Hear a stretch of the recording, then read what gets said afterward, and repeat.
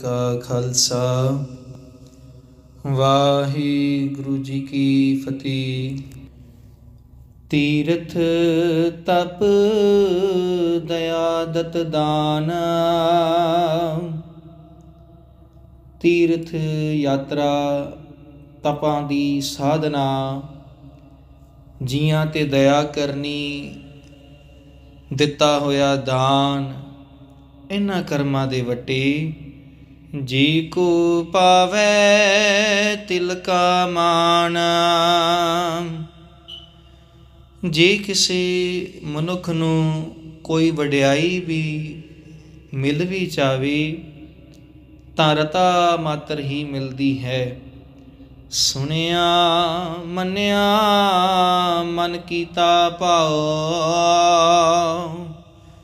ਪਰ ਜਿਸ ਮਨੁੱਖ ਨੇ ਅਕਾਲ ਪੁਰਖ ਦੇ ਨਾਮ ਵਿੱਚ ਸੁਰਤ ਜੋੜੀ ਹੈ, ਜਿਸ ਦਾ ਮਨ ਨਾਮ ਵਿੱਚ ਪਤੀਜ ਗਿਆ ਹੈ ਅਤੇ ਜਿਸ ਨੇ ਆਪਣੇ ਮਨ ਵਿੱਚ ਅਕਾਲ ਪੁਰਖ ਦਾ ਪਿਆਰ ਜਮਾਇਆ ਹੈ, ਅੰਤਰਗਤ ਤੀਰਥ ਮਲ ਨਾਉ, ਉਸ ਮਨੁੱਖ ਨੇ ਮਾਨੋ ਆਪਣੇ ਅੰਦਰਲੇ ਤੀਰਥ ਵਿੱਚ ਮਲ ਕੇ ਇਸ਼ਨਾਨ ਕਰ ਲਿਆ ਹੈ। ਭਾਵ ਉਸ ਮਨੁੱਖ ਨੇ ਆਪਣੇ ਅੰਦਰ ਵਸ ਰਹੇ ਅਕਾਲ ਪੁਰਖ ਵਿੱਚ ਜੁੜ ਕੇ ਚੰਗੀ ਤਰ੍ਹਾਂ ਆਪਣੇ ਮਨ ਦੀ ਮੈਲ ਲਾ ਲਈ ਹੈ। ਸਭ ਗੁਣ ਤੇਰੇ ਮੈਂ ਨਾਹੀ ਕੋਏ,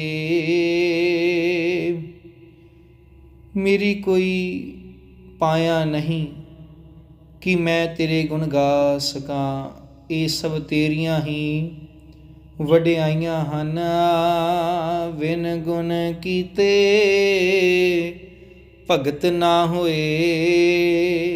ਹੇ ਅਕਾਲ ਪੁਰਖ,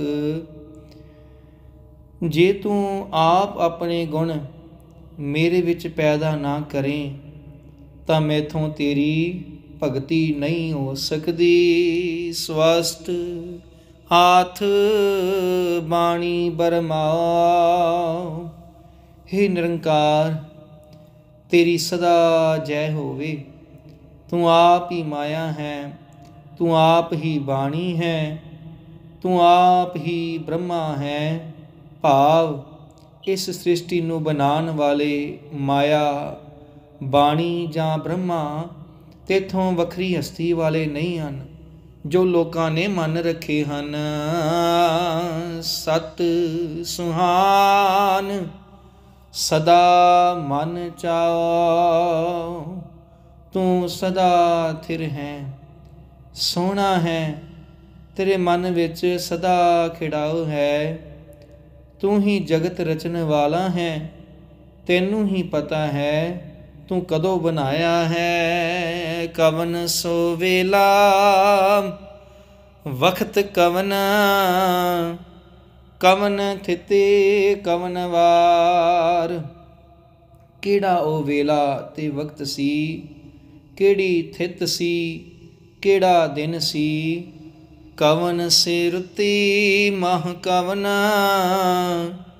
ਜਿਤ ਹੋਆ ਆਕਾਰ। ਕਿਹੜੀਆਂ ਉਹ ਰੁੱਤਾਂ ਸਨ ਅਤੇ ਕਿਹੜਾ ਉਹ ਮਹੀਨਾ ਸੀ ਜਦੋਂ ਇਹ ਸੰਸਾਰ ਬਣਿਆ ਸੀ। ਵੇਲ ਨਾ ਪਾਇਆ ਪੰਡਤੀ, ਜੇ ਹੋਵੇ ਲੇਖ ਪੁਰਾਣਾ। ਕਦੋਂ ਇਹ ਸੰਸਾਰ ਬਣਿਆ ਉਸ ਸਮੇਂ ਦਾ ਪੰਡਤਾਂ ਨੂੰ ਵੀ ਪਤਾ ਨਾ ਲੱਗਾ। ਜੇ ਪਤਾ ਹੁੰਦਾ ਤਾਂ ਇਸ ਮਜ਼ਮੂਨ ਉੱਤੇ ਵੀ ਇੱਕ ਪੁਰਾਣ ਲਿਖਿਆ ਹੁੰਦਾ। ਵਕਤ ਨਾ ਪਾਇਓ ਕਾਦੀਆਂ, ਜੇ ਲਿਖਣ ਲੇਖ ਕੁਰਾਨ। ਉਸ ਸਮੇਂ ਦੀ ਕਾਜ਼ੀਆਂ ਨੂੰ ਵੀ ਖਬਰ ਨਾ ਲੱਗ ਸਕੀ, ਨਹੀਂ ਤਾਂ ਉਹ ਲੇਖ ਲਿਖ ਦਿੰਦੇ। ਜਿਵੇਂ ਉਹਨਾਂ ਆਇਤਾਂ ਇਕੱਠੀਆਂ ਕਰਕੇ ਕੁਰਾਨ ਲਿਖਿਆ ਸੀ, ਥਿਤ ਵਾਰ ਨਾ ਜੋਗੀ ਜਾਣੈ, ਰੁੱਤ ਮਹਾ ਨਾ ਕੋਈ। ਜਦੋਂ ਜਗਤ ਬਣਿਆ ਸੀ ਤਦੋਂ ਕਿਹੜੀ ਥਿਤ ਸੀ, ਕਿਹੜਾ ਵਾਰ ਸੀ, ਇਹ ਗੱਲ ਕੋਈ ਜੋਗੀ ਵੀ ਨਹੀਂ ਜਾਣਦਾ। ਕੋਈ ਮਨੁੱਖ ਨਹੀਂ ਦੱਸ ਨਹੀਂ ਸਕਦਾ ਕਿ ਤਦੋਂ ਇਹ ਕਿਹੜੀ ਰੁੱਤ ਸੀ ਅਤੇ ਕਿਹੜਾ ਮਹੀਨਾ ਸੀ। ਜਾ ਕਰਤਾ ਸਿਰ ਠੀਕੋ ਜਾਣੇ, ਜਾ ਕਰਤਾ ਸਿਰ ਠੀਕੋ ਸਾਜੇ, ਆਪੇ ਜਾਣੈ ਸੋਈ। ਜੋ ਸਿਰਜਣਹਾਰ ਇਸ ਜਗਤ ਨੂੰ ਪੈਦਾ ਕਰਦਾ ਹੈ, ਉਹ ਆਪ ਹੀ ਜਾਣਦਾ ਹੈ ਕਿ ਜਗਤ ਕਦੋਂ ਰਚਿਆ ਹੈ। ਕਿਵ ਕਰ ਆਖਾ ਕਿਵ ਸਾਲਾਹੀ, ਕਿਉਂ ਵਰਨੀ ਕਿਵ ਜਾਣਾ। ਮੈਂ ਕਿਸ ਤਰ੍ਹਾਂ ਅਕਾਲ ਪੁਰਖ ਦੀ ਵਡਿਆਈ ਦੱਸਾਂ, ਕਿਸ ਤਰ੍ਹਾਂ ਅਕਾਲ ਪੁਰਖ ਦੀ ਸਿਫਤ ਸਲਾਹ ਕਰਾਂ, ਕਿਸ ਤਰ੍ਹਾਂ ਅਕਾਲ ਪੁਰਖ ਦੀ ਵਡਿਆਈ ਵਰਣਨ ਕਰਾਂ ਅਤੇ ਕਿਸ ਤਰ੍ਹਾਂ ਸਮਝ ਸਕਾਂ। ਨਾਨਕ ਆਖਣ ਸਭ ਕੋ ਆਖੈ, ਇਕ ਦੂ ਇਕ ਸਿਆਣਾ। ਹੇ ਨਾਨਕ, ਹਰੇਕ ਜੀਵ ਆਪਣੇ ਆਪ ਨੂੰ ਦੂਜੇ ਨਾਲੋਂ ਸਿਆਣਾ ਸਮਝ ਕੇ ਅਕਾਲ ਪੁਰਖ ਦੀ ਵਡਿਆਈ ਦੱਸਣ ਦਾ ਯਤਨ ਕਰਦਾ ਹੈ, ਪਰ ਦੱਸ ਨਹੀਂ ਸਕਦਾ। ਵੱਡਾ ਸਾਹਿਬ ਵੱਡੀ ਨਾਈ, ਕੀਤਾ ਜਾ ਕਾ ਹੋਵੇ। ਅਕਾਲ ਪੁਰਖ ਸਭ ਤੋਂ ਵੱਡਾ ਹੈ, ਉਸ ਦੀ ਵਡਿਆਈ ਉੱਚੀ ਹੈ।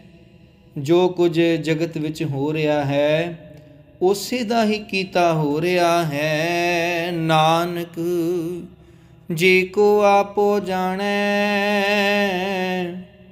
ਅੱਗੇ ਗਿਆ ਨਾ ਸੋ ਹੈ। ਹੇ ਨਾਨਕ, ਜੇ ਕੋਈ ਮਨੁੱਖ ਆਪਣੀ ਅਕਲ ਦੇ ਆਸਰੇ ਪ੍ਰਭੂ ਦੀ ਵਡਿਆਈ ਦਾ ਅੰਤ ਪਾਉਣ ਦਾ ਯਤਨ ਕਰੇ, ਉਹ ਅਕਾਲ ਪੁਰਖ ਦੇ ਦਰ ਤੇ ਜਾ ਕੇ ਆਦਰ ਨਹੀਂ ਪਾਉਂਦਾ। ਪਾਤਾਲਾ ਪਾਤਾਲ ਲੱਖ ਆਗਾਸਾਂ ਆਗਾਸ। ਸਾਰੇ ਵੇਦ ਇੱਕ ਜਵਾਨ ਹੋ ਕੇ ਆਖਦੇ ਹਨ, ਪਾਤਾਲਾਂ ਦੇ ਹੇਠ ਹੋਰ ਲੱਖਾਂ ਪਾਤਾਲ ਹਨ ਅਤੇ ਆਕਾਸ਼ਾਂ ਦੇ ਉੱਤੇ ਹੋਰ ਲੱਖਾਂ ਆਕਾਸ਼ ਹਨ। ਓੜਕ ਓੜਕ ਭਾਲ ਥਕੇ, ਵੇਦ ਕਹਿਣ ਇੱਕ ਬਾਤ। ਬੇਅੰਤ ਰਿਸ਼ੀ ਮੁਨੀ ਇਹਨਾਂ ਦੇ ਅਖੀਰਲੇ ਬੰਨਿਆਂ ਦੀ ਭਾਲ ਕਰਕੇ ਥੱਕ ਗਏ ਹਨ, ਪਰ ਲੱਭ ਨਹੀਂ ਸਕੇ। ਸੈਂਸ 18 ਕਹਿਨ ਕਤੀਬਾ, ਅਸਲੂ ਇੱਕ ਧਾਤ। ਮੁਸਲਮਾਨ ਤੇ ਈਸਾਈ ਆਦਿਕ ਦੀਆਂ ਚਾਰੇ ਕਤੇਬਾਂ ਆਖਦੀਆਂ ਹਨ, ਕੁੱਲ 18,000 ਆਲਮ ਹਨ ਜਿਨ੍ਹਾਂ ਦਾ ਮੁੱਢ ਇੱਕ ਅਕਾਲ ਪੁਰਖ ਹੈ। ਪਰ ਸੱਚੀ ਗੱਲ ਤਾਂ ਇਹ ਹੈ ਕਿ ਸ਼ਬਦ ਹਜ਼ਾਰਾਂ ਤੇ ਲੱਖਾਂ ਵੀ ਕੁਦਰਤ ਦੀ ਗਿਣਤੀ ਵਿੱਚ ਵਰਤੇ ਨਹੀਂ ਜਾ ਸਕਦੇ। ਲੇਖਾ ਹੋਏ ਤਾਂ ਲਿਖੀਐ, ਲਿਖੈ ਹੋਏ ਵਿਨਾਸ਼।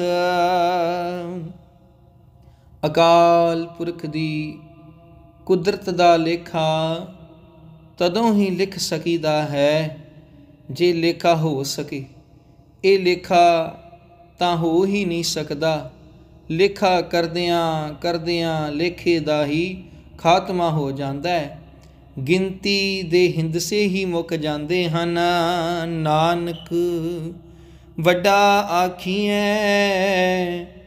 ਆਪੇ ਜਾਣੈ ਆਪ। ਹੇ ਨਾਨਕ, ਜਿਸ ਅਕਾਲ ਪੁਰਖ ਨੂੰ ਸਾਰੇ ਜਗਤ ਵਿੱਚ ਵੱਡਾ ਆਖਿਆ ਜਾ ਰਿਹਾ ਹੈ, ਉਹ ਆਪ ਹੀ ਆਪਣੇ ਆਪ ਨੂੰ ਜਾਣਦਾ ਹੈ ਉਹ ਆਪਣੀ ਵਡਿਆਈ ਆਪ ਹੀ ਜਾਣਦਾ ਹੈ। ਸਾਲਾਹੀ ਸਾਲਾਹ ਇਤੀ ਸੁਰਤ ਨਾ ਪਾਈਆਂ। ਸਲਾਹਣ ਜੋਗ ਅਕਾਲ ਪੁਰਖ ਦੀਆਂ ਵਡਿਆਈਆਂ ਆਖ ਆਖ ਕੇ ਕਿਸੇ ਮਨੁੱਖ ਨੇ ਇਤਨੀ ਸਮਝ ਨਹੀਂ ਪਾਈ ਕਿ ਅਕਾਲ ਪੁਰਖ ਕਿੱਡਾ ਵੱਡਾ ਹੈ। ਸਿਫਤ ਸਲਾਹ ਕਰਨ ਵਾਲੇ ਮਨੁੱਖ ਉਸ ਅਕਾਲ ਪੁਰਖ ਦੇ ਵਿੱਚ ਹੀ ਲੀਨ ਹੋ ਜਾਂਦੇ ਹਨ। ਨਦੀਆਂ ਅਤੇ ਵਾਹ ਪਵੈ ਸਮੁੰਦ ਨਾ ਜਾਣੀਐ। ਨਦੀਆਂ ਤੇ ਨਾਲੇ ਸਮੁੰਦਰ ਵਿੱਚ ਪੈਂਦੇ ਹਨ, ਪਰ ਫਿਰ ਵੱਖਰੇ ਉਹ ਪਛਾਣੇ ਨਹੀਂ ਜਾ ਸਕਦੇ। ਇਸੇ ਤਰ੍ਹਾਂ ਅਕਾਲ ਪੁਰਖ ਵਿੱਚ ਹੀ ਲੀਨ ਹੋ ਜਾਂਦੇ ਹਨ ਤੇ ਸਮੁੰਦਰ ਦੀ ਥਾਂ ਨਹੀਂ ਪਾ ਸਕਦੇ। ਸਮੁੰਦ ਸਾ ਸੁਲਤਾਨ ਗਿਰਹਾ ਸਿਤੀ ਮਾਲ ਧਨ। ਸਮੁੰਦਰਾਂ ਦੇ ਪਾਤਸ਼ਾਹ ਤੇ ਸੁਲਤਾਨ, ਜਿਨ੍ਹਾਂ ਦੇ ਖਜ਼ਾਨਿਆਂ ਵਿੱਚ ਪਹਾੜ ਜਿਹੜੇ ਧਨ ਪਦਾਰਥ ਦੇ ਢੇਰ ਹੋਣ, ਕੀੜੀ ਤੁਲ ਨਾ ਹੋਵਨੀ। ਜੇ ਤਿਸ ਮਨਹੁ ਨਾ ਵਿਸਰੈ। ਪ੍ਰਭੂ ਦੀ ਸਿਫਤ ਸਲਾਹ ਕਰਨ ਵਾਲੇ ਦੀਆਂ ਨਜ਼ਰਾਂ ਵਿੱਚ ਇੱਕ ਕੀੜੀ ਦੇ ਵੀ ਬਰਾਬਰ ਨਹੀਂ ਹੁੰਦੇ। ਜੇ ਹੀ ਅਕਾਲ ਪੁਰਖ ਉਸ ਕੀੜੀ ਦੇ ਮਨ ਵਿੱਚੋਂ ਤੂੰ ਨਾ ਵਿਸਰ ਜਾਏ। ਅੰਤ ਨਾ ਸਿਫਤੀ ਕਹਿਣ ਨਾ ਅੰਤ। ਅਕਾਲ ਪੁਰਖ ਦੇ ਗੁਣਾਂ ਦਾ ਕੋਈ ਹੱਦ ਬੰਨਾ ਨਹੀਂ ਹੈ। ਗਿਣਨ ਨਾਲ ਵੀ ਗੁਣਾਂ ਦਾ ਅੰਤ ਨਹੀਂ ਪੈ ਸਕਦਾ, ਗਿਣੇ ਨਹੀਂ ਜਾ ਸਕਦੇ। ਅੰਤ ਨਾ ਕਰਨੈ ਦੀਨ ਨਾ ਅੰਤ। ਅਕਾਲ ਪੁਰਖ ਦੀ ਰਚਨਾ ਤੇ ਦਾਤਾਂ ਦਾ ਅੰਤ ਨਹੀਂ ਪੈ ਸਕਦਾ। ਅੰਤ ਨਾ ਵੇਖਣ ਸੁਣਨ ਨਾ ਅੰਤ। ਵੇਖਣ ਤੇ ਸੁਣਨ ਨਾਲ ਵੀ ਉਸ ਦੇ ਗੁਣਾਂ ਦਾ ਪਾਰ ਨਹੀਂ ਪਾ ਸਕੀਦਾ ਹੈ। ਅੰਤ ਨਾ ਜਾਪੈ ਕਿਆ ਮਨ ਮੰਤ।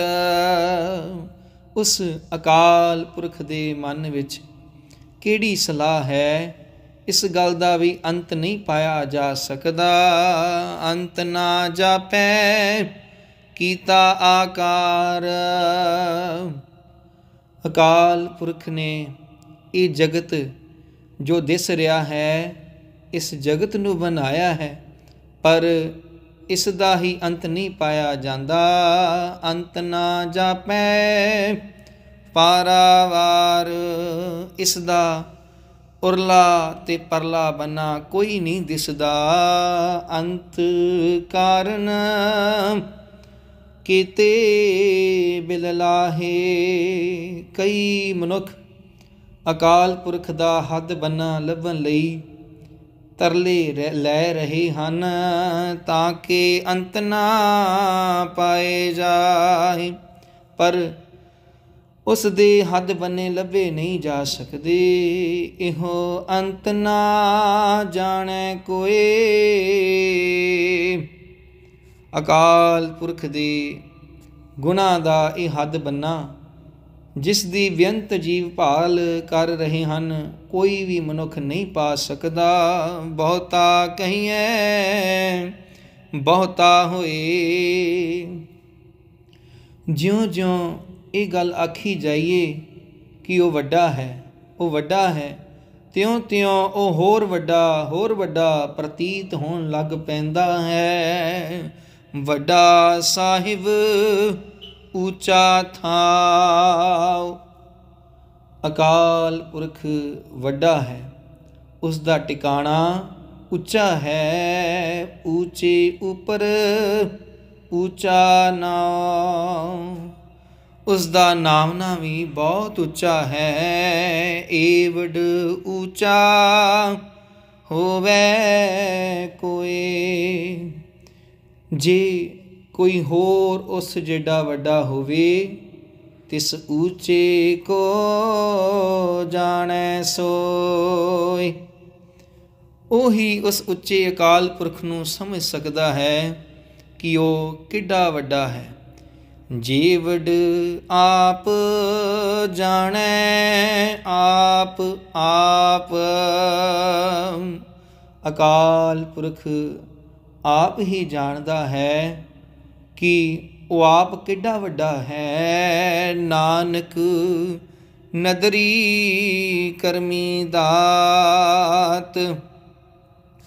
ਹੇ ਨਾਨਕ, ਹਰੇਕ ਦਾਤ ਮਿਹਰ ਦੀ ਨਜ਼ਰ ਕਰਨ ਵਾਲੇ ਅਕਾਲ ਪੁਰਖ ਦੀ ਬਖਸ਼ਿਸ਼ ਨਾਲ ਹੀ ਮਿਲਦੀ ਹੈ।